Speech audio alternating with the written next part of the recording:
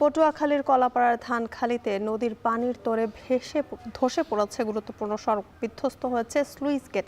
ঝুঁকি নিয়ে চলাচল করছেন মানুষ। বিস্তারিত জানাতে মধ্যলুন্দা গ্রাম থেকে যুক্ত হচ্ছেন জসিম পারভেজ। জসিম, পটুয়াখালীতে আজকে আবহাওয়া কেমন দেখছেন এবং নদীর পানির তোরে ধসে পড়েছে গুরুত্বপূর্ণ সড়কগুলো, কি অবস্থা সেখানে জানাবেন?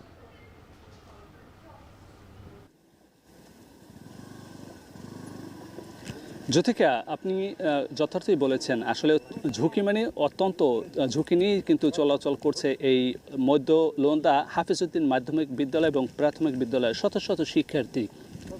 একই সঙ্গে এখানকার যে আমতলী সহ বিভিন্ন উপজেলার সঙ্গে এই সংযোগ সড়কটি, সেটিও কিন্তু এই বিধ্বস্ত হওয়ার কারণেই কিন্তু বিপর্যস্ত হয়ে পড়েছে এখানকার যোগাযোগ ব্যবস্থা। আমরা এখন দাঁড়িয়ে আছি এই মধ্যলন্দা গ্রামের যে এই বিধ্বস্ত হওয়া যে সড়ক এবং স্লুইস গেটটি, সেখানে আপনি দেখতে পাচ্ছেন এই গত এক সপ্তাহের টানা জোয়ার, যে এই টিয়াখালী নদীর অস্বাভাবিক জোয়ারের পানির তোরে এই রাস্তা এবং এই স্লুইসটি ধসে পড়েছে। তো এখানকার স্থানীয় যে সকল মানুষ রয়েছে তারা বলেছেন যে এর ভিতরে অভ্যন্তরে কৃষি জমি রয়েছে, প্রায় কয়েক হাজার একর জমি। আর এই জমি কিন্তু জলাবদ্ধতার শিকার হয়েছিল এই স্লুইসটি বিধ্বস্ত হওয়ার কারণেই, পানি নিষ্কাশন না হওয়ার কারণেই কিন্তু জলাবদ্ধতা দেখা দিয়েছিল।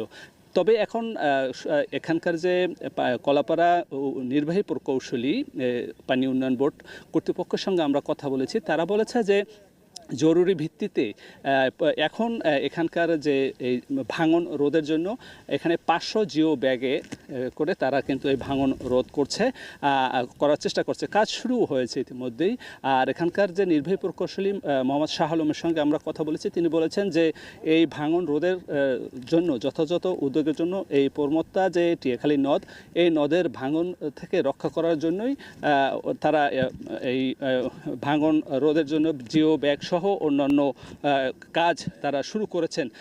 তারা বলছেন যে এই ভাঙন রোধের পরেই শুষ্ক মৌসুমে এই স্লুইসটি নতুন করে নির্মাণ কার্যক্রম শুরু করবেন, এমনটি তারা আমাদেরকে জানিয়েছেন। আর এখানকার স্থানীয় বক্তব্যকারীরা জানিয়েছে যে এই স্লুইসটি যদি মেরামত এবং রাস্তা মেরামত না করা হয় তাহলে কিন্তু যোগাযোগ ব্যবস্থা একদম বন্ধ হয়ে যাবে, এমনটি আমাদেরকে জানিয়েছে। তো এক কথা বলা যায় যে এই সমস্যা উত্তরণের মূল কারণই হচ্ছে ভাঙন রোধ করা এবং সড়ক নির্মাণ করা, তাহলেই সমস্যার সমাধান হবে বলে এমনটি জানিয়েছে ভুক্তভোগীরা। এই ছিল আমার কাছে সবশেষ।